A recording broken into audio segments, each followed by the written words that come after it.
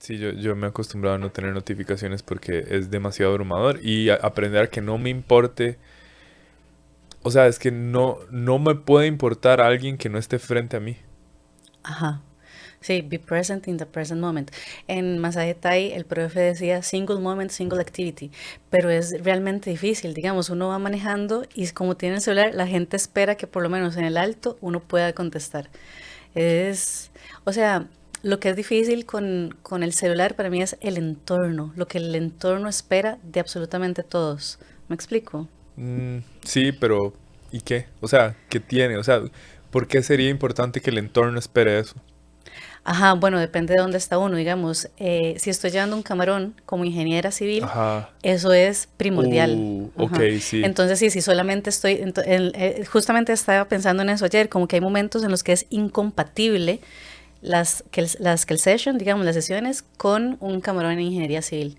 Porque entonces, digamos, el lunes tuve sesiones desde las 9 de la mañana hasta las 9 de la noche, seguidas. Entonces no Ajá, tuve una tras otra, sí, ajá, back to back. ajá, no tuve espacio entre una y otra. Entonces, antes de las 9 avisé, hey, hay que hacer esto, esto, esto, esto y esto, pero si necesitan que yo les conteste algo, No va hasta a las 9 pasar. de la noche, ajá, Ujú. es más, y a las 9 de la noche no voy a contestar nada, hasta el día siguiente, Claro. pero en este caso no es tan relevante porque el proyecto no está en ejecución, pero si el proyecto está en ejecución, entonces van a esperar que conteste de una, entonces ahí sí me va a tocar, todavía no sé, pero cuando se presente el momento veré, Claro, hacer los ajustes. ¿Y ajá. qué es porque lo esperan o porque es realmente importante que estés ahí?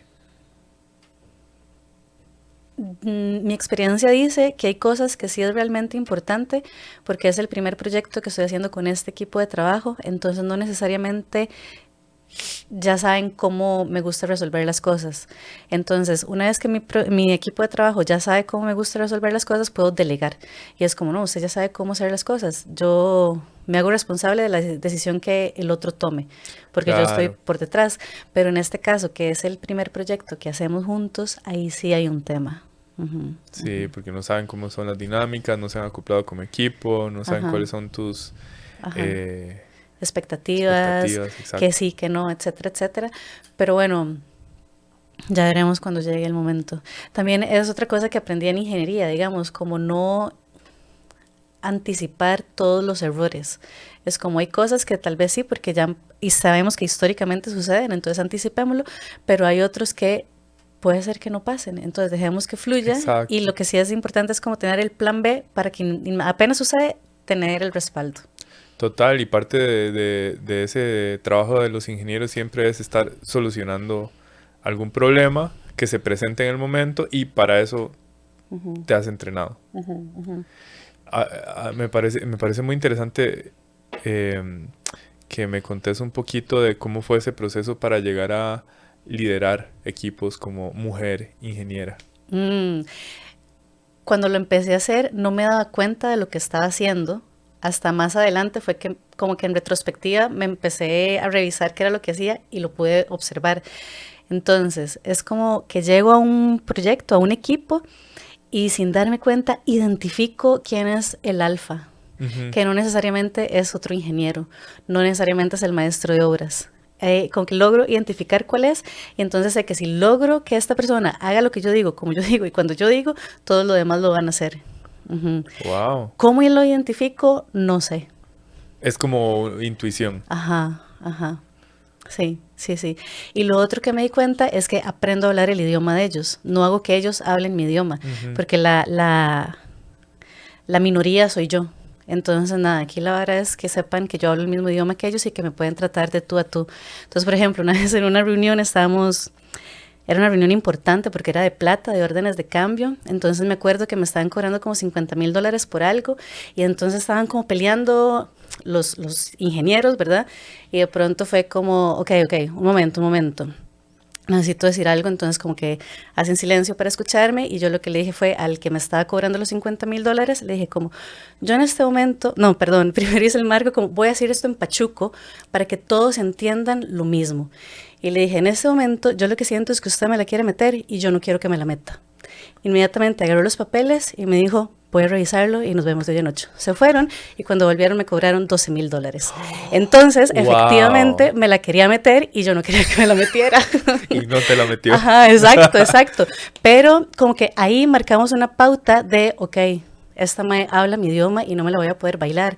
Pero eso sí es un tema difícil en ingeniería, porque uno siempre tiene que llegar y demostrar que uno sabe, mientras que el hombre llega y ya por default todo el mundo asume que sabe. Sí. Ujú, ujú. ¿Cómo te diste cuenta de eso? O sea, ¿cómo te diste cuenta de que tenías que demostrarlo? Observación.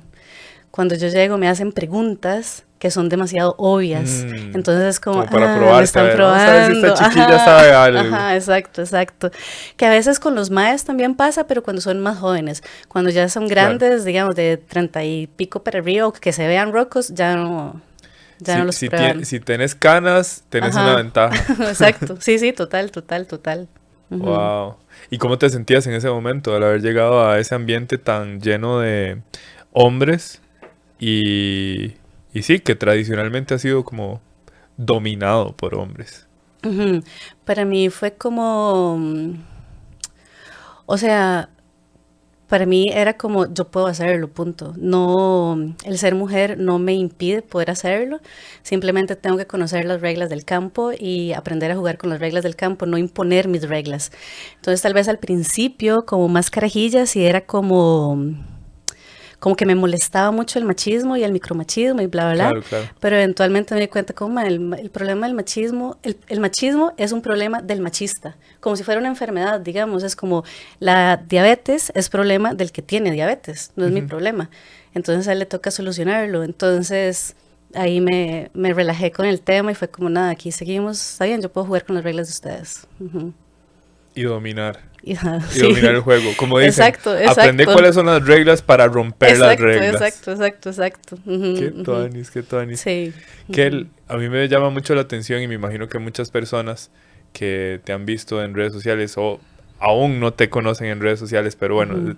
ya Ujú. se van a dar cuenta de lo que se puede encontrar por ahí. Ujú. De esa mezcla entre, sí, una persona que hace trabajos de ingeniería, pero que también está en el mundo místico y en el mundo de sanación y de Ujú. servicio a otras personas. Ujú. Ahorita vamos a entrar más a detalle en esto, pero ¿qué crees que te ha llevado a combinar estos mundos que para muchas personas están tan distantes? Ujú. Yo creo dos cosas. Primero, que todos somos seres espirituales, por definición. Aunque no nos consideremos practicantes de la espiritualidad, tenemos mente, alma, espíritu, entonces está en el ambiente. Entonces creo que en todas las acciones que hacemos en nuestro día a día hay espiritualidad. Aunque haya algo que lo podamos catalogar como malo, como inadecuado, ahí también hay espiritualidad, por un lado. Y por otro lado, siento que es algo que ha sido como constitutivo, nada que ver, no sé si es la palabra correcta. A partir de hoy sí. Ajá.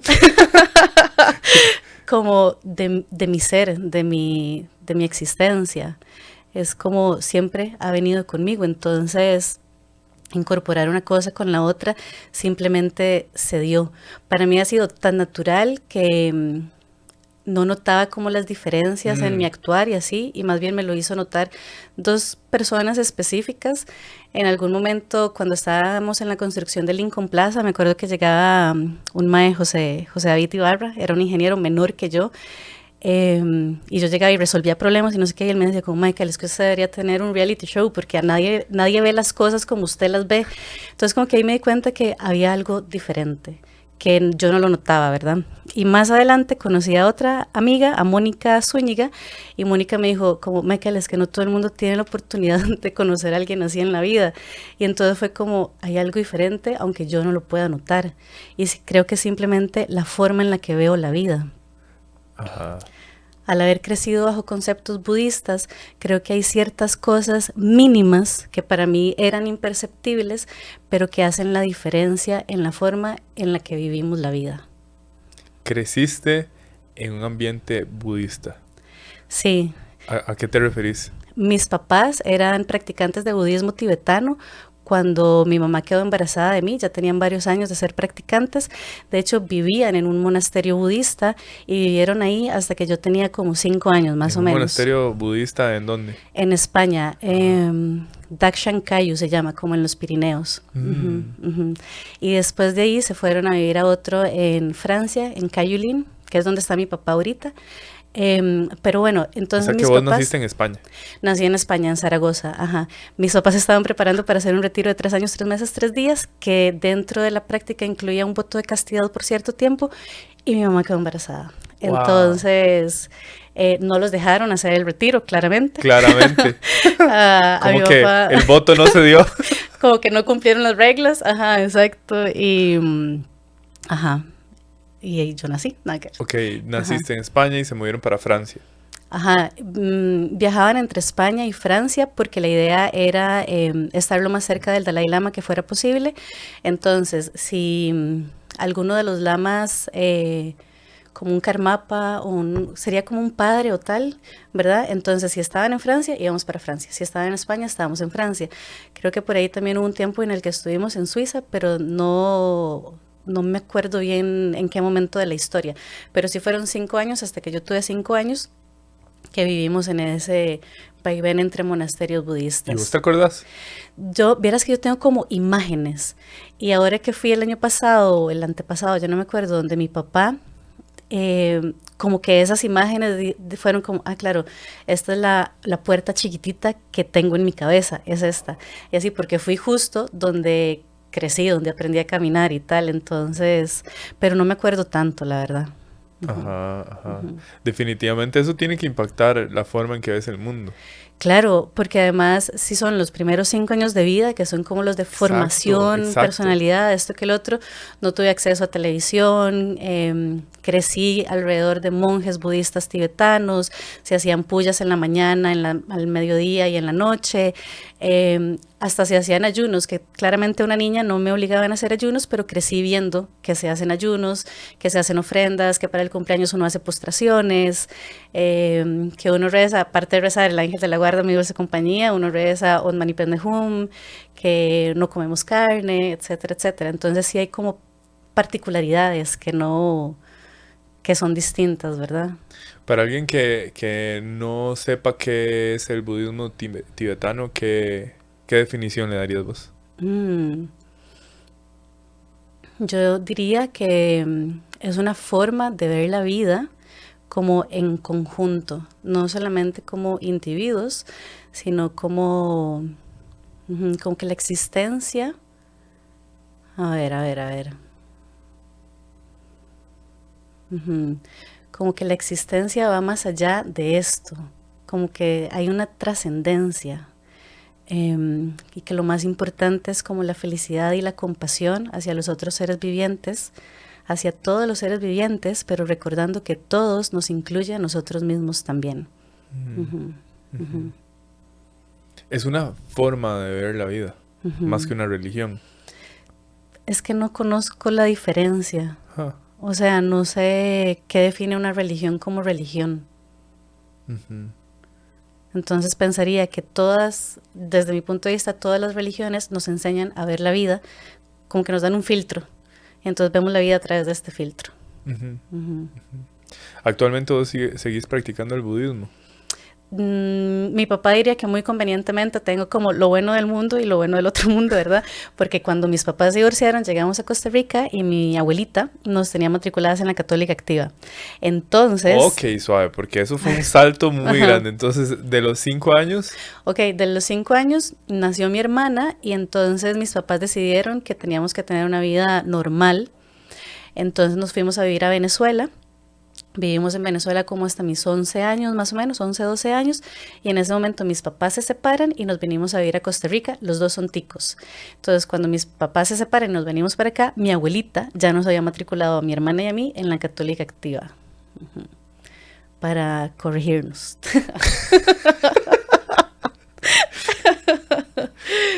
Pero es muy interesante porque para mí era muy, o sea, como que yo no lograba entender por qué no era importante la religión católica para mis compañeros si estaban en una escuela que se llamaba Católica Activa. Entonces, que no quisieran ir a misa, que se burlaran cuando cantábamos el Ave María a mediodía, y etcétera, etcétera. Como que yo no entendía ese rechazo de las personas a la religión católica. No lo lograba entender. Estando en un contexto católico. Ajá, exacto. Es como, porque además, o sea, como que ese respeto a la religión estaba muy aquí adentro. Entonces era como ¿por qué están aquí si no les gusta esto? Porque en mi cabeza nadie los estaba obligando, porque eso no se lo obliga a nadie. Entonces, ¿por qué si ellos eligieron esto, por qué no les gusta? Yo no lo lograba entender. Claro, después fue pasando el tiempo y entendí que no lo habían elegido, que se los habían impuesto, etcétera, etcétera. Uh-huh. ¿Y vos cómo te sentías en ese nuevo ambiente? Me encantó. ¿Sí? Sí, me encanta. Me sé la misa de memoria. O sea, literalmente yo voy a misa y el padre está hablando y yo estoy recitando la misa con él. Oh, wow. Sí, entonces como que después me empecé a cuestionar otras cosas.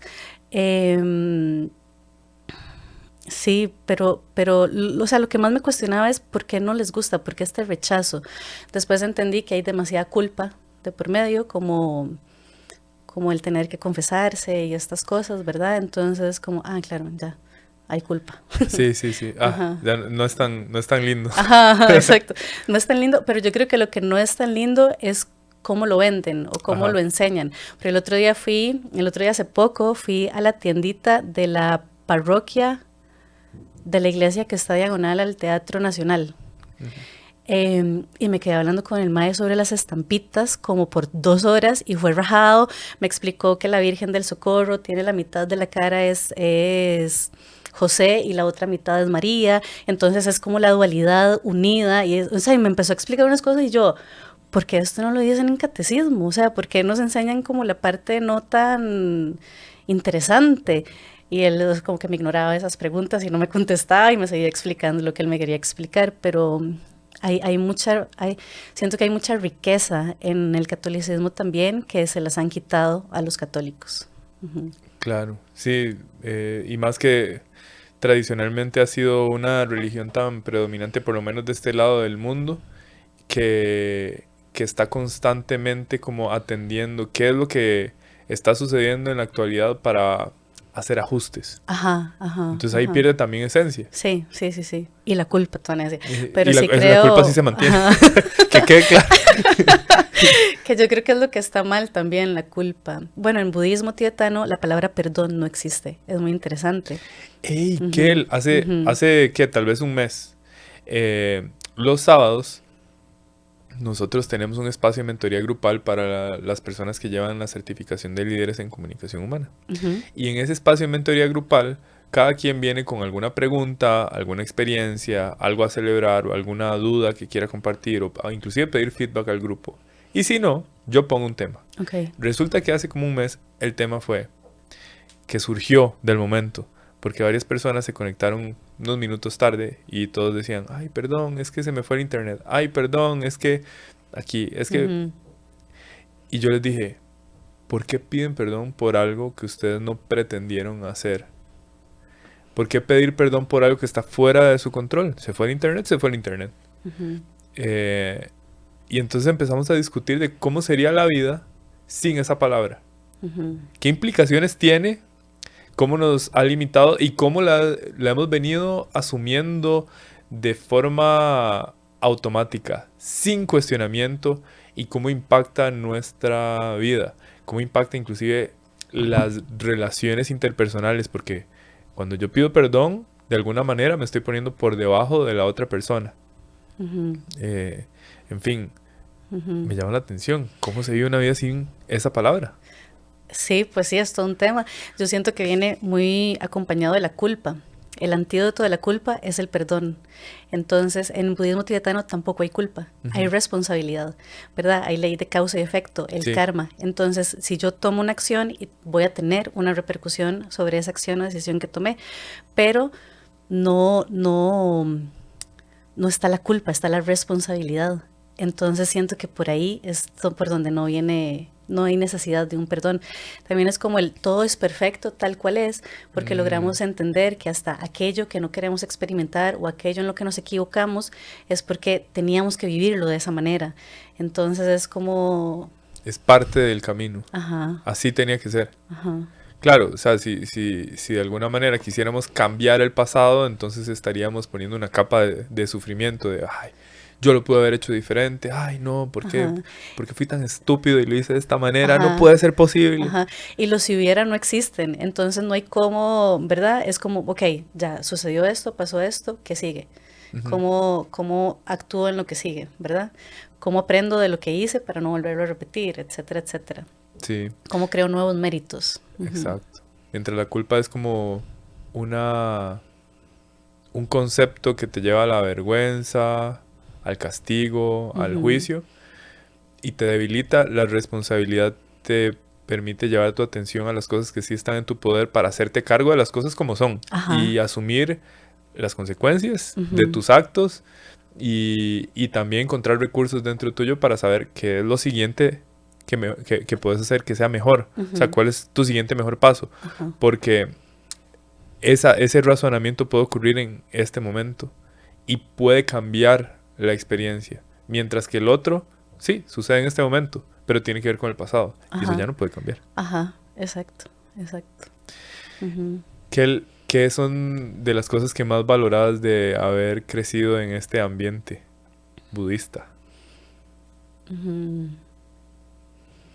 Yo creo que el tema de la culpa, digamos, como el no sentir culpa sobre mis actos, que donde lo digo en voz alta y he visto, estoy obsesionada con series de asesinato, de asesinatos y así es como, esto fijo, lo diría un psicópata.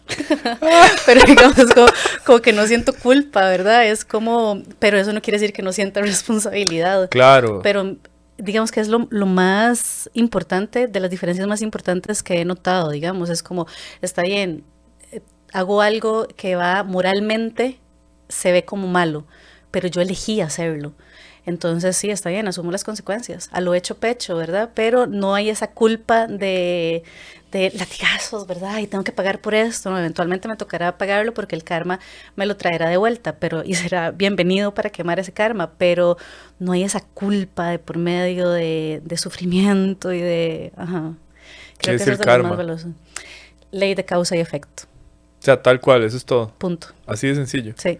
Y Es que que, es raro porque hablando con otras personas que están en este mundo espiritual y tal, como que en Occidente, es decir, de este lado del planeta, Nagel, han visto el karma y el dharma como si fuera el karma la parte negativa y el dharma la parte positiva, negativo y positivo, digamos. Pero desde mis enseñanzas, el karma es ley de causa y efecto. Punto. plano, así. Punto. Ajá. Dharma es el camino.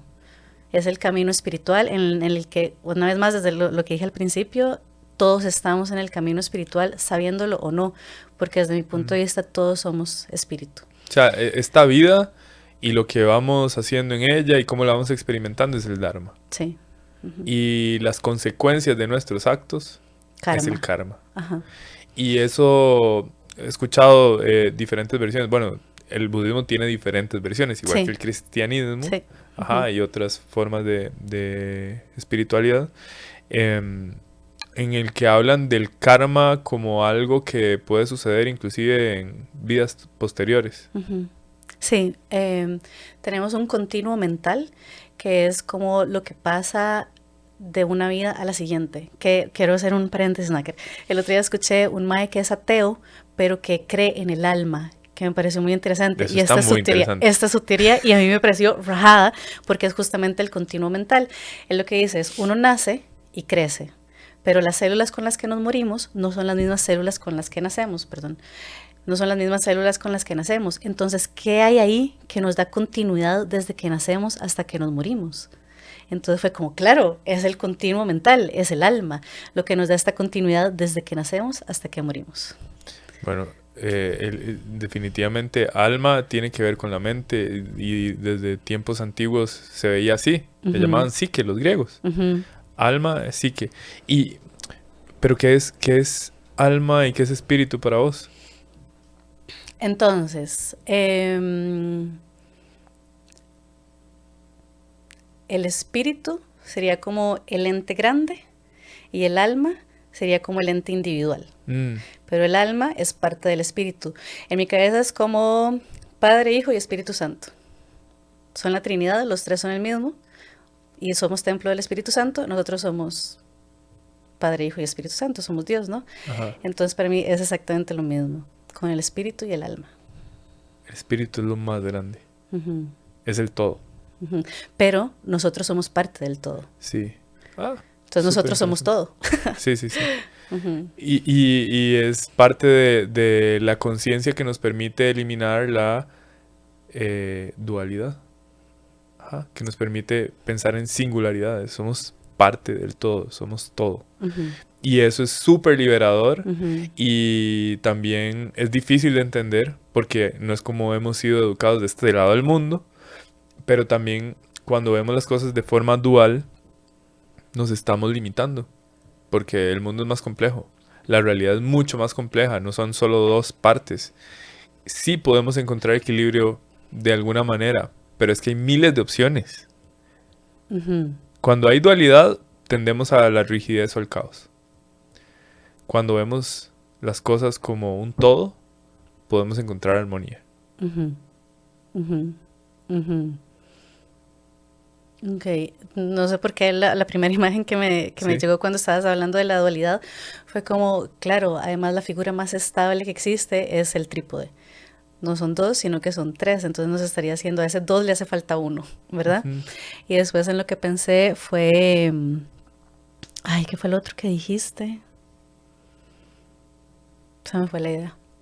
Ya llegará, vamos a atraparlo. Sí, es que cuando vemos las cosas desde la dualidad nos separamos. Ajá, Ya soy yo. Diferentes. Ajá, somos diferentes. Uh-huh, uh-huh. Pero cuando aprendemos a conectar con todo lo que está vivo, uh-huh. Entonces ahí es donde logramos tener estados de elevación, de realización, uh-huh. Estados en donde sentimos que la vida realmente lo vale todo y nos hace sentir plenos. Uh-huh. Yo creo también que tal vez es un concepto más difícil de asimilar para todos, es lograr que donde entendemos que todos somos parte de un mismo todo, digamos, como de un ente Ajá. más grande que nosotros, podemos ver esa divinidad que tenemos en nosotros en el otro también. Exacto. Pero el otro, es decir, verlo en vos es muy fácil. Pero ¿qué pasa con la persona que hace acciones negativas? Ajá. Las personas que están en guerra, las personas que, ¿verdad? ¿Cómo hago para esto que siento con vos al frente, que, poder sentirlo con este otro también? Ya ese es como... Ese es un nivel súper elevado. Uh-huh. Y nuestro cerebro no está diseñado para eso. O sea, hay estudios que demuestran que cuando nosotros vemos a personas diferentes a lo que para nosotros es lo normal, uh-huh. Y, o sea, ver personas diferentes quiere decir de otras razas, de otra forma física, de otro tamaño. Personas que reflejen algo diferente a lo que nosotros hemos asumido como normal, activan la amígdala en cuestión de microsegundos. O sea, lo queramos o no, es parte de nuestra experiencia. Estos estudios nos sirven para comprender que nosotros podemos trascender ese instinto primitivo, y es lo que vemos la mayoría de veces, todos los días. Pero también nos permite entender que hay personas que no han llegado a ese nivel de conciencia y que sí reaccionan ante ello. Ajá, ajá. Sí, total. Sí, y es difícil de llegar ahí y entender que un amigo siempre me dice, como Michael, ¿qué pasa si alguien viene y mata a Ale? Ale es mi hijo, ¿verdad? Y es como... O sea, posiblemente mi reacción sea querer matar al que mató a Ale. Pero eso no quiere decir que no entienda que todo, o sea, que también es parte del mismo todo que soy yo. ¿Me explico? Sí, total, uh-huh, total. Uh-huh. Yo creo que te explicas conmigo porque estamos en sintonía. Si alguien quiere ahondar en esto, les voy a recomendar dos contenidos. Uno, busquen Daeg. Uh-huh.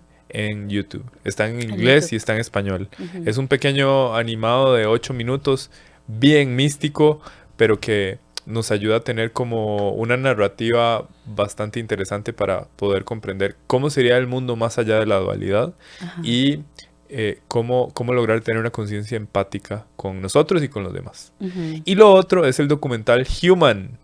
No lo he visto. Los primeros 20 minutos ya con eso, más de uno va a estar llorando y va a estar entendiendo cómo nosotros podríamos también asumir una realidad extrema, así de extrema como la que acabas de contar. Alguien llega y mata a un familiar tuyo. Eh, la primera parte del documental dura como 3 horas y están explorando el concepto del amor en todo el mundo. Demasiado chido. ¿Y en qué plataforma está? Ambos están en YouTube. Ok. Ajá. Gratis para que lo vayan a accesar inmediatamente después que terminen El este podcast. Sí. Ok, entonces vos creces en este ambiente budista, llegas a Costa Rica después de los 7, 11 años. 11, 12 años. 11, 12 años a una escuela católica. Terminas el cole ahí. No, me pasan a otro colegio, el Centro Educativo Campestre se llama, y ahí termino el cole. Ajá. Ya después de ahí salgo y entro a la U. Y decidís ingeniería. Lo decidí mucho más pequeña. Oh, wow. Ajá, cuando tenía como 5 años, 6, cuando llegamos a Venezuela y me doy cuenta que mi papá es ingeniero, no simplemente es el mae que va ahí a ver a las abejas y tal. Es que, perdón, cuando vivimos en el monasterio budista es como una comuna, entonces hay... ¿cómo se llama? Como cosas que todo el mundo, que cada quien tiene que hacer. Mi papá cuidaba abejas. Ajá, eso, labores. Cuando llegamos a Venezuela y me doy cuenta que mi papá es ingeniero, y que es independiente y es el que sale de la casa y mi mamá es la que se queda en la casa con los chiquitos y ama de casa. Entonces en mi cabeza es como yo quiero ser como mi papá, ¿verdad? Porque es más divertido. Entonces ahí yo decidí que iba a ser ingeniera. No sabía qué ingeniería porque mi papá es ingeniero mecánico, pero sabía que quería ser como mi papá. Wow. Y entonces estudias ingeniería civil. Sí, ingeniería civil. ¿Cuántos años ejerciste? Como yo empecé a trabajar en ingeniería, no como ingeniera claramente, pero en ingeniería como en el 2005, ajá, y ejercí hasta el año pasado, 2020 y pico, como 15 años. Wow. ¿Y en qué momento te diste cuenta de que a lo mejor la ingeniería no era el camino? Trabajaba en portafolio inmobiliario en ese momento y estábamos construyendo el 204, que es el edificio que está en Avenida Escazú, a la par de Nova, donde están los cines. Y como que en ese momento yo empecé a decir como me gustaría ser como gerente de felicidad en la empresa. Digamos como que todavía no me visualizaba fuera de una empresa. Pero yo decía, como necesitamos un gerente de felicidad, alguien que se preocupe como de las cosas realmente importantes del ser humano, ¿verdad? Y empecé a decir eso, gerente de felicidad, gerente de felicidad, gerente de felicidad. Y hasta el año pasado que tomé la decisión de renunciar y salir de la corporación. Desde hace rato vos venías buscando tener proyectos alternativos. Siempre he tenido como algo extracurricular. Entonces primero tuve la macro, que fue una macrobiótica en la terminal de buses 710 en Barrio México. Nació quebrada, pero no me di cuenta hasta año y pico después. Sí, nació quebrada la macro. Y en el camino ¿En qué sentido? O sea, una inversión muy alta, números hechos para que dieran, pero la realidad era otra. Sí, digamos que en esa época, en el tiempo que tuve la macro, yo seguía trabajando como ingeniera y tenía 2 personas que trabajaban en la macrobiótica, pero como los números no daban, entonces yo llegaba y estaba en una terminal de buses, entonces yo llegaba a abrir a las 5 de la mañana, a las 8 llegaba la primera persona, yo me iba a trabajar como ingeniera, a las 5 salía y me devolvía para la macro y me quedaba en la macro hasta las 10 de la noche porque era el último bus que salía, entonces yo abría y cerraba y de lunes a domingo. Wow. Entonces fue una época, sí, me costó mucho darme cuenta que estaba quebrada, que no, y además como los números no daban de mi salario, agarraba para pagar salarios, entonces fue una historia complicada. ¿Cómo la viviste? Malísimo, malísimo. Dejé, o sea, le di alma, vida y corazón, digamos, porque me enamoro de mis proyectos, entonces me enamoré de la macro y le daba absolutamente todo, pero dejé de entrenar, dejé de socializar, dejé de hacer un montón de cosas, dejé que para Kelsan son importantes, porque era muy importante la macro. Y entonces, hasta que llegó el día en que dije, no, ya no más. Cada vez que me quejaba con el gerente de proyectos de la terminal de buses, me bajaban el alquiler, pero bajaban las ventas también. Era como, o sea, yo le decía, yo no quiero que me bajen las ventas, yo no quiero que me bajen el alquiler, yo quiero subir las ventas. Entonces no es al final, los últimos meses, creo que ni siquiera pagaba alquiler y no se vendía nada. O sea, era caótico. Wow. Pero aprendí mucho. ¿Qué aprendiste? Aprendí que para poner un negocio, location es vital, sin importar lo que sea. Aprendí que los números, si yo creo que los números que estoy haciendo son realistas, tengo que hacerlos pesimistas. Y trabajar con números pesimistas, no con números realistas. El peor escenario posible. Sí, punto. No hay chance a otro. Y que darlo todo no necesariamente es poner a Kelsan de lado. O sea, Kelsan tiene que venir. Es importante también. Si darlo todo implica cuidarte. Sí, exacto. Wow. ¿Y cuánto tiempo te tomó para volver a emprender? Eso debe haber sido como en el 2014, 10 años, 9 años. Para recuperarte y volver a mandarte al agua. Hay personas que te conocen por Serena Morena. Ajá. Hasta podcast y todo. Sí. En la pandemia abrí Serena Morena Podcast. Y literal, para muchos era el reality show. Sí.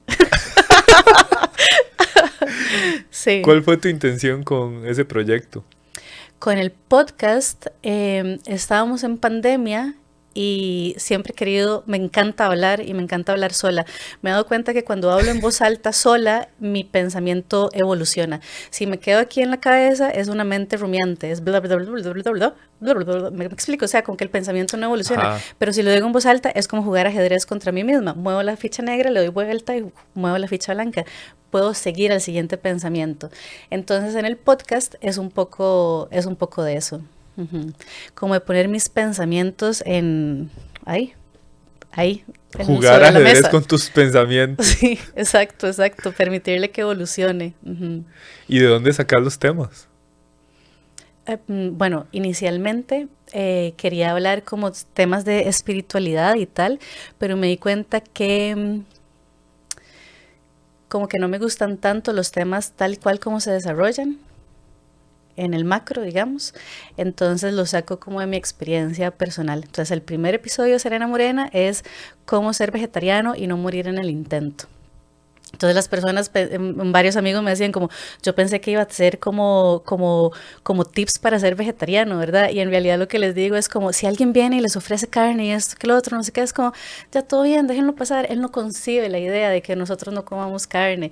Si alguien les pregunta, si uno pregunta en un restaurante, ¿esto tiene carne? Y le dicen que no, pero viene con pollo, es para las personas normales.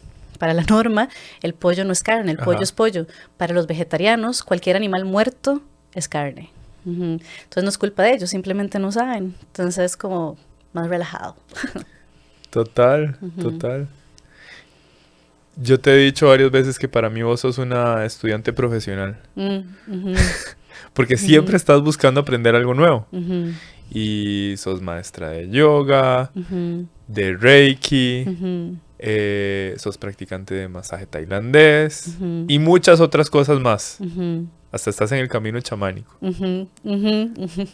Contame un poco de eso. Todas las anteriores. Y más. Ajá. Todas las anteriores y más. Yo creo que ese y más es como la experiencia de vida y cómo mi cerebro puede como unir puntos y entonces logra amarrar como todas estas cosas con la vida real, con el 3D. hace varios años, en todos los que acabas de mencionar, el primero que llevé fue el Teacher Training de Yoga, porque en ser gerente de felicidad, en mi cabeza era, tengo que aprender sobre aromaterapia, sobre esto y lo otro, no sé qué, y ser profe de yoga, y dar clases de yoga. Entonces ahí como que todavía yo decía como, bueno, y puedo hacer como una vez a la semana, digo ahí en Instagram que voy a practicar en tal lugar y que la gente llegue y que sea como por donación. Después de graduarme del Teacher Training de Yoga, me di cuenta de dos cosas. Primero, que tengo un tema con los títulos, con este camino espiritual, como que no creo en los títulos. Y el segundo tema es que no me gusta dar clases de yoga. Siento que en un grupo de personas todas tienen necesidades distintas y no puedo meterlas a todas en el mismo saco. Entonces, si es una clase de yoga para una persona nada más, sí puedo, pero para un grupo no me gusta. Entonces, llevé el curso de Reiki, que antes de llevar el curso de Reiki, cuando estaba en el cole, había llevado uno de Reiki Usui y no me gustó porque sentí demasiada energía en las palmas de las manos y en las palmas de los pies y yo dije, esta es una locura, no quiero esto, no me gusta, ¿verdad? Y no volví. Fui como las primeras 4 horas nada más. Entonces, lo volví a llevar después de la pandemia, llevé Reiki angélico con Gis, 1 y 2, y empecé a hacerle Reiki como a mis amigas, a mis amigos, a mis plantas, a mis gatos, a mí misma, y entonces empezó como esa chispita de quiero hacer esto más, pero al mismo tiempo sentía la necesidad por tocar el cuerpo físico. En yoga, en filosofía del yoga, hay una palabra que son granthis, que son nudos energéticos que se hacen en el cuerpo físico. La práctica de asanas en yoga nos permite disolver estos granthis o mover estos granthis para que la energía pueda fluir por los hemisferios energéticos del cuerpo.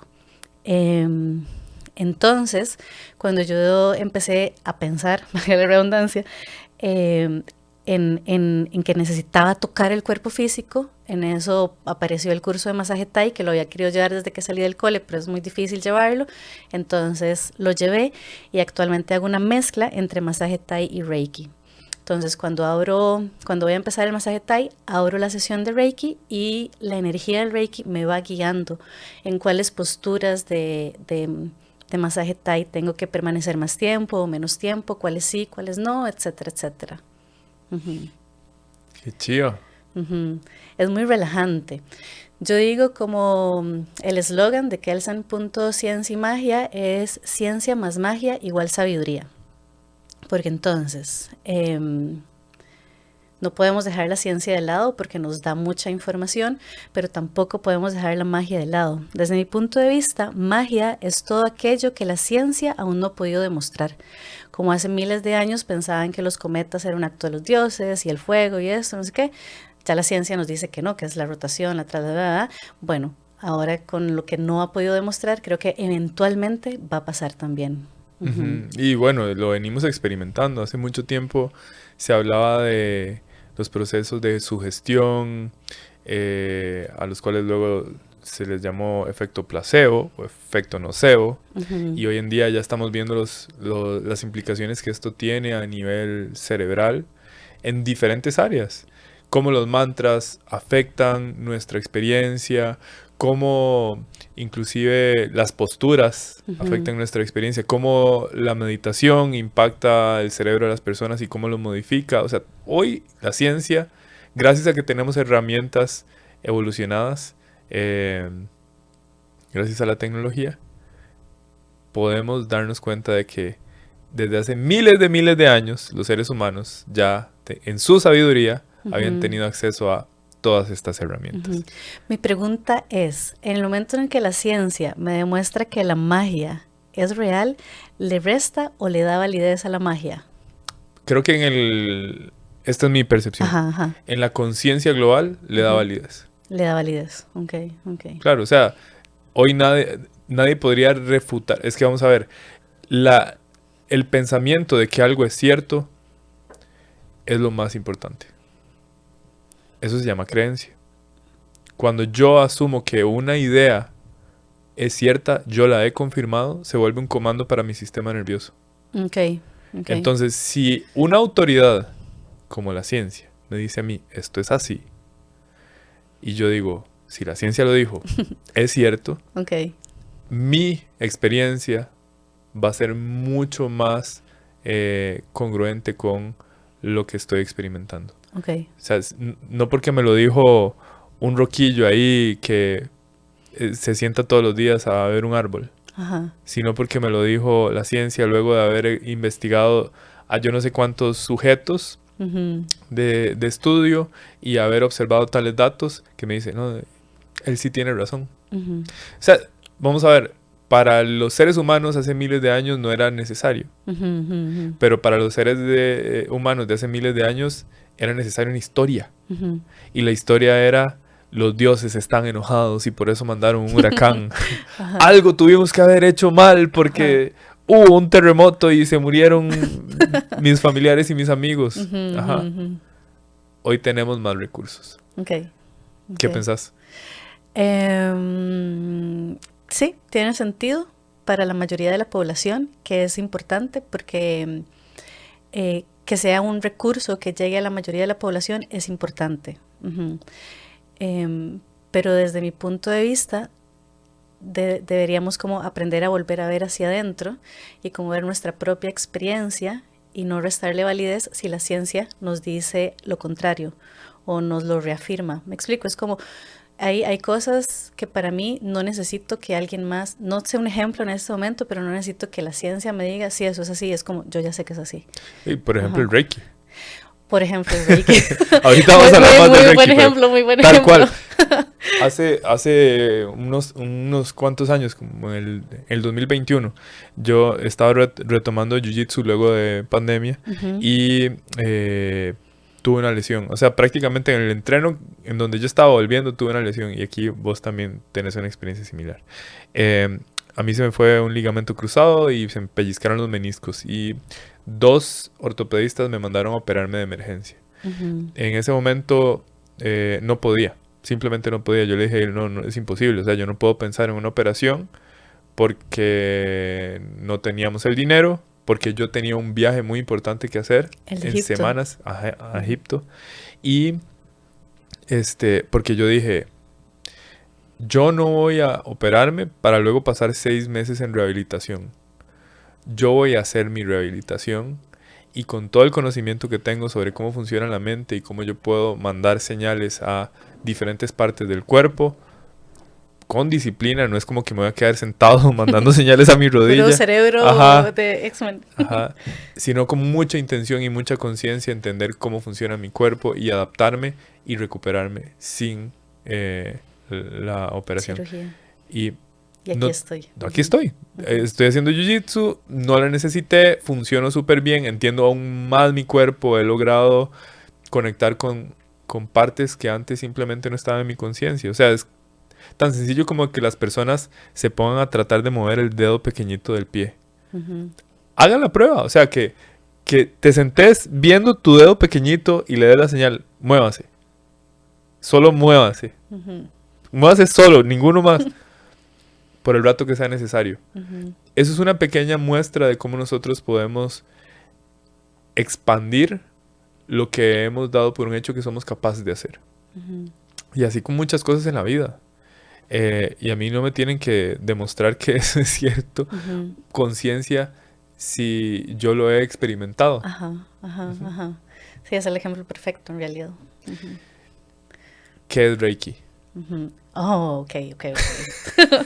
Ok, ok, me pongo en posición de Reiki Nugget. Ajá. Ok, entonces, Reiki es una palabra japonesa que está dividida en dos, Rei y Ki. Rei es energía universal y Ki es energía vital. Como cuando Vegeta llegó al planeta, ¿no? Y Ajá, medía ahí el ki de las estaba. personas, ese mismo exactamente. Entonces yo lo describo como que la energía universal es alta tensión y la energía vital es baja tensión. Entonces el reikista es un transformador de energía. Entra la energía universal, que es alta tensión, la transforma en baja tensión y entra a la persona, a lo que necesita la persona, los animales, los espacios, etcétera, etcétera, etcétera. Ujú. Esa es mi descripción de Reiki. Wow, eso Ujú. suena muy etéreo. Como Eh, lo necesitamos más aterrizado. sí, imagínate que hay muchas personas que es la primera vez que están escuchando esto. Ok, ¿Cómo se lo explicarías a un niño de 7 años? es que yo creo que el ejemplo de la energía Sí, del ki ¿qué te sería como una diría? genkidama, nada que ver. Que se convierte en un kamehameha. Y en lugar de hacer daño, lo que hace es que entra y le da armonía al cuerpo. Bueno, tal vez así, más bien Ajá. no desde dónde viene la energía, sino qué hace la energía en los seres. Entonces, yo creo que la salud es la expresión máxima de la armonía. Mm, Cuando tenemos un desbalance en nuestro cuerpo físico o en nuestro cuerpo emocional, es porque hemos perdido esta armonía en el cuerpo. Entonces el reikista lo que hace es setear un espacio de armonía alrededor del cuerpo para que el cuerpo recuerde cómo se siente la armonía. wow. Ujú. Y entonces el cuerpo solito lo que va a hacer es buscar cómo mantenerse en ese estado. Entonces el cuerpo envía la energía necesaria para poder curar lo que tenga que curar o restablecer lo que haya que restablecer. Pero el reikista, desde mi punto de vista, lo único que hace es setear el espacio para que el cuerpo, digamos, la persona, se cure a sí misma. ¿Cuáles son las habilidades que debe tener un reikista?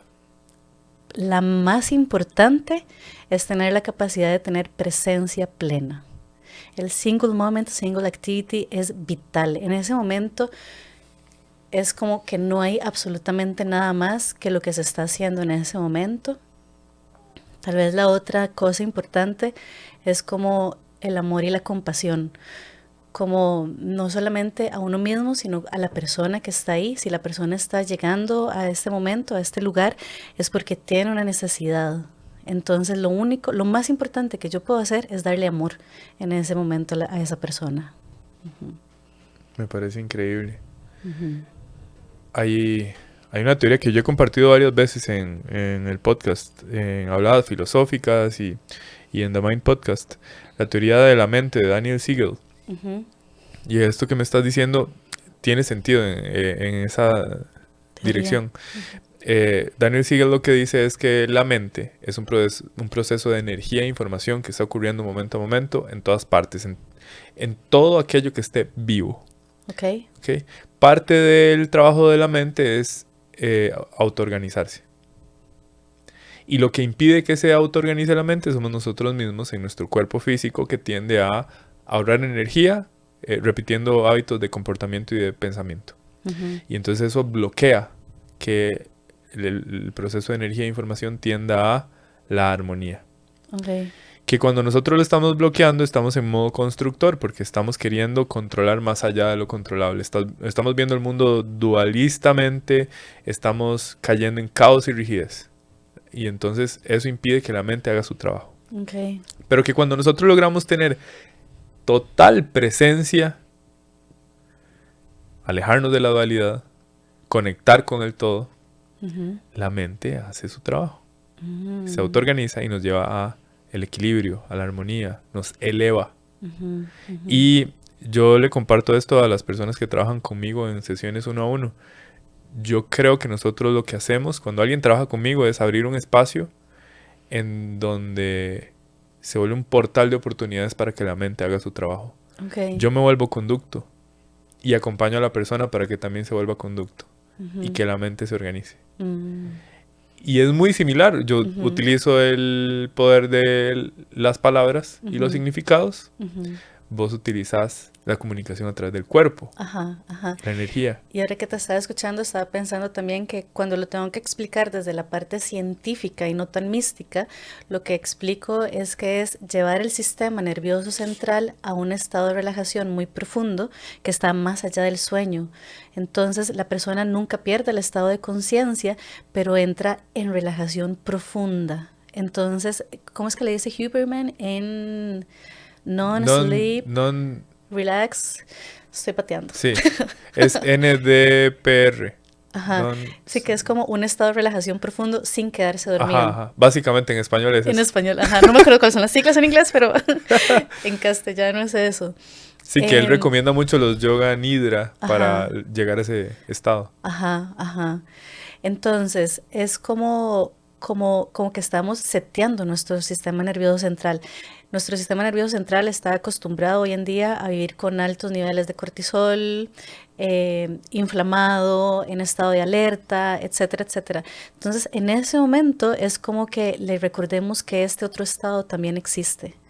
Puede sentirse relajado, estar seguro, bajar la guardia, etcétera, etcétera, y que entonces esos caminos neuronales se vuelvan a fortalecer, el camino a la relajación. Y es muy interesante porque entonces al día siguiente de una Kell session, digamos, de una sesión, puede pasar que me dicen, es que me siento demasiado tranquilo, demasiado relajado, no sé qué, y yo, bueno, eso es el resultado de encontrar la calma, eso es el resultado de tener una noche de sueño reparador. Entonces es como, pero como esto no estamos acostumbrados a tenerlo, se siente como si fuera raro, como, Ajá, ajá, ¿qué está ajá. pasando? ¿Qué está pasando? ¿Dónde está mi estrés? ¿Verdad? Es como, no, calma, podemos vivir sin estrés. Se Ujú, puede vivir sin estrés. ujú, ujú. Qué chiva. ¿Cómo has vivido esta experiencia de empezar a practicar tu método? Porque estoy entendiendo que abrís el espacio con Reiki y luego practicas masaje Thai. Sí, bueno, y dentro de la sesión, si es necesario, también entra el chamanismo que dijiste ahora. En chamanismo hay diferentes técnicas que mm, se hacen recobros de destino, recobros de alma, animales de poder, etcétera, etcétera, Wow. que también entran en juego. Si en el momento lo siento, vamos en esa dirección también. Entonces, para mí tiende imposible separar conocimientos. Hacer solo Reiki o hacer Sí. solo masaje. El otro día una muchacha llegó y me dijo que solo le hiciera masaje Thai y apenas le toqué los pies, fue como sentí inmediatamente la energía del Reiki que activada y fue como, o sea, ella me dijo que no, ella me dijo que no, ella me dijo que no y después fue como, bueno, ya, o sea, si pasó, pasó. Y cuando terminábamos la sesión, primero le pedí disculpas y le dije, no pude tenerlo, la sesión se abrió, no sé qué, ¿verdad? Y fue muy interesante porque fue a la sesión antes de ir a un peregrinaje a Pakistán de 3 semanas. Eh, y fue como si durante la sesión hubiera ido a la montaña a pedirle permiso para poder ir a subirla y la montaña le dio permiso. Entonces fue muy interesante Qué cómo chido. necesitaba el Reiki también. Em, pero la pregunta fue, ¿cómo ha sido? Tu experiencia al utilizar tu método para acompañar a personas. El rajado es lo máximo. O sea, desde el método, desde Kelsan en las Kell Session, digamos, es lo máximo. Me siento como plena, es lo máximo. Se ve así. Desde el otro punto de vista, como desde la experiencia como Kelsan, la ser humano que camina ahí en la calle y tiene que pagar cuentas y tal, ha sido difícil. Emprender es difícil, es como no necesariamente tenemos los resultados que deseamos en el momento en el que los necesitamos. Em, pero bueno, es como tener paciencia y lidiar con las emociones y lidiar con los números y lidiar con todo lo que hay que hacer. Pero en el momento en el que uno está en sesión es como si todos los problemas y todo eso queda fuera de la sesión. Claro, el estar presente, el be present, ¿verdad? Es como estoy tan presente que los problemas se quedaron afuera. Termino la sesión y empiezan a llegar y es como hay que pagar el alquiler y el celular y esto y el otro, no sé qué, y es como bueno, pero en ese momento es solo esto. Sí, es increíble. Es como si el propósito te diera el espacio para hacer lo que estás destinado a hacer y luego viene la vida cotidiana, Así una el sistema. cachetadita. Ajá. Pero ahí es donde viene la importancia de que cuando uno emprende, realmente lo está haciendo por algo más grande. Ajá. Y luego ser un necio, ¿verdad? Ser una Ujú. necia y continuar en el camino y buscar soluciones. O sea, vos has también encontrado estrategias para poder sostener esto que amas hacer y que sos buena haciendo Sí, y sí, que estás creciendo. O sea, el mundo está respondiendo a... sí, sí, sí, sí, sí. Ajá. El mundo está... Sí, tal vez hay momentos como claves, digamos, donde uno nunca me cuestioné, nunca llegué a cuestionarme si había tomado la decisión correcta o no. Esa pregunta nunca llegó, pero sí llegó no sé qué hacer. Ujú. No sé qué hacer, ya no sé qué hacer, es como ya no puedo más, ¿verdad? Y justo en esos momentos es como que de pronto, no sé, algo pasaba y es como, bueno, está bien. Hoy todo está bien, mañana no sé, pero hoy todo está bien. Ujú, ujú, Y como ujú. empezar a lidiar con eso. También siento como que la parte no tan divertida o no tan linda de la experiencia, para mí era necesaria experimentarla, porque me da empatía que antes no tenía. O sea, como que cuando uno está dentro de la corporación, eh, es como la plata está en la calle, o sea, no es tan difícil hacer plata. Cuando uno recibe un salario a los 15 y los 30 y Claro, esto que cuando el tenés otro. seguro tu ingreso. Ajá, exacto. Ujú. Y los gastos fijos y etcétera, etcétera. Pero cuando uno está afuera y hay crisis económica, es como no se ve tan fácil dónde está la plata y cómo hacer plata y cómo, ¿verdad? Y al final vivimos en un mundo capitalista donde tenemos que pagar alquiler y comprar comida y etcétera, etcétera. Entonces, como aprender a lidiar con estas cosas ha sido como de las partes más complejas. Total, y te tomó un tiempo, ¿cierto? Sí, O sea, como varios meses. varios meses. ¿Cómo fueron esos meses? Durísimos, durísimos. Ujú. Ujú. Además, también en mi caso, estoy como acostumbrada a que yo resuelvo y que resuelvo sola. Entonces, saber pedir ayuda es vital y no siempre sabemos pedir ayuda. Entonces, fue como pasar la ola, revolcada por la ola, nada que ver. Y en el momento en el que lograba como salir un toquecito del mar es como, necesito ayuda. Ujú. Y entonces, pero esa parte también es importante porque es importante saber pedir ayuda. Ujú, Ujú. ujú. Yo siempre digo que en la última corporación en la que trabajé, Walmart, yo siempre digo que cuando entré era como montarse en un tren sin que el tren se detuviera para que yo me montara. Entonces en mi cabeza era como yo voy corriendo y en eso agarro un padre, ¡ta! Me monto, ¿verdad? Bajarse de ahí, renunciar, Salir es tirarse de revolcada. un tren bala. Ajá, Sí. exacto, exacto. Es una revolcada. Yo me acuerdo que había pasado un mes y yo hacía todo rápido y estaba apurada y esto que lo otro y dormía mal y me despertaba temprano, no sé qué. Y de pronto fue como, ¿por qué me siento así? O sea, no tengo que darle cuentas a nadie, no tengo que esto, no tengo que lo otro. Y bueno, también eso ha sido como que mes a mes todavía me voy dando cuenta de cosas, de acciones, de formas de sentir, etcétera, etcétera, que están ligadas al trabajo corporativo, no a la vida que quiero vivir. Mm, Entonces, cada vez que lo observo es como, ah, mira, esto viene de allá. Vamos a reformularlo a ver cómo lo queremos experimentar. Ujú, chidísimo. Me ujú, encanta. ujú, Ciencia y magia. ujú. Así te encuentran en redes sociales. Kelsan.ciencia y magia. Kelsan.ciencia y magia. Y Ajá. si alguien quisiera tener la experiencia de tus Kel Sessions, Me puede escribir por ahí o al celular 8844-4813 y le mando la información. ¿estás atendiendo en dónde? Domingos y lunes en Lindora, en un local que queda en el centro empresarial Lindora, a la par de la cartonera, y sábados y martes en Sabanilla de Montes de Oca. Mm, Ujú, ujú, súper. ujú. Em, todo directo con vos. Todo directo conmigo. Eventualmente habrá alguien más. Por ahora. Próximamente, próximamente. Por cierto, algo que no mencionamos y que también está dentro de tu set, de tu kit de herramientas, es que, Oxygen Advantage. exacto, Ajá, está ajá. certificada como instructora de Ujú. respiración. Ajá, sí, sí, sí. Hay que respirar por la nariz, respirar y inhalar y exhalar por la nariz. Solo por la nariz. Solo por la Solo nariz. por la nariz. Ujú. Sí, solo por la nariz. La nariz está diseñada para respirar, Sí. la boca no. Ujú. Entonces hay un montón de cosas que suceden en la nariz, que suceden cuando respiramos por la nariz, que no suceden cuando respiramos por la boca. Entonces, por ejemplo, tenemos unas mini glandulitas en la nariz que sueltan un gas que no me acuerdo cuál es, pero es más denso que el oxígeno. Entonces, cuando uno inhala, se suelta ese gas, baja para los pulmones y entonces ese gas lo que hace es que, perdón, es más liviano que el oxígeno.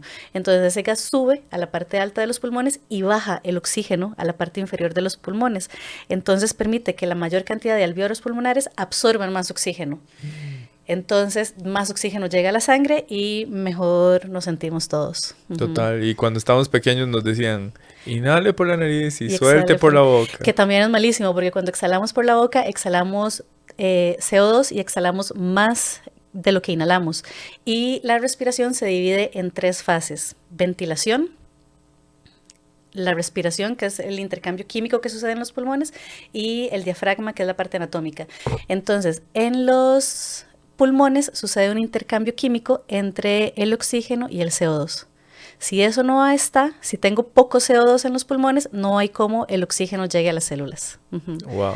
Entonces, por eso es importante no exhalar por la boca. Sí, total. Y es un entrenamiento. O sea, hay personas que están acostumbradas a respirar por la boca y a lo mejor dicen, ay, es que a mí se me congestiona la nariz. Bueno, es porque falta entrenar la nariz. Ajá, es porque se atrofia la nariz. Total. Entonces también los que tienen en el libro de ay, se me olvidó cuál es el buteico, se llama el MAE.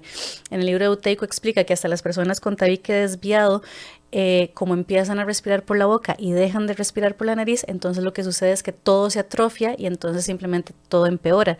Entonces lo que hay que hacer, que no es fácil, pero es empezar a inhalar y exhalar por la nariz. Sí, en la noche ponerse un tape en la boca. Ajá. Tape azul, ese funciona. Ajá, porque no jala la barba. Ajá, exacto. Y así uno poco a poco se va entrenando. O sea, es que hasta se deforma la mandíbula cuando uno respira por la boca.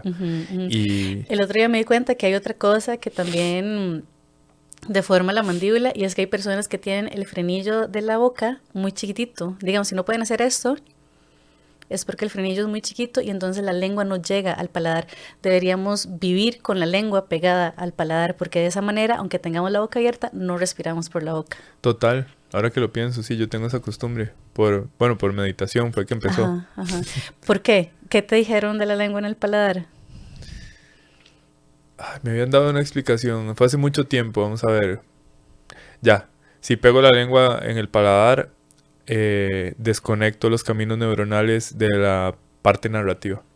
Porque uno no puede hablar con la lengua pegada. Pero si despego la lengua, es mucho más fácil que los caminos neuronales de la parte narrativa trabajen. se activen. Ajá. Es muy interesante porque el otro día también escuché a alguien diciendo algo como que ella sufre bruxismo y que en el momento en el que pega la lengua al paladar se afloja la mandíbula.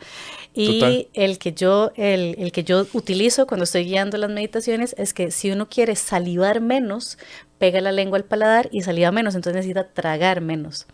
Y en yoga hay otra práctica que es que supuestamente la ambrita, que es el alimento de los dioses, está dentro de nosotros, y cuando pegamos la lengua al paladar y le llevamos un toquecito hacia atrás, como donde está la parte blanda del paladar, y presionamos, eventualmente el ambrita baja y lo podemos sentir.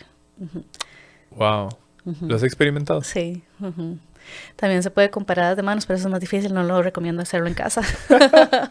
Pero el del paladar, sí. Total.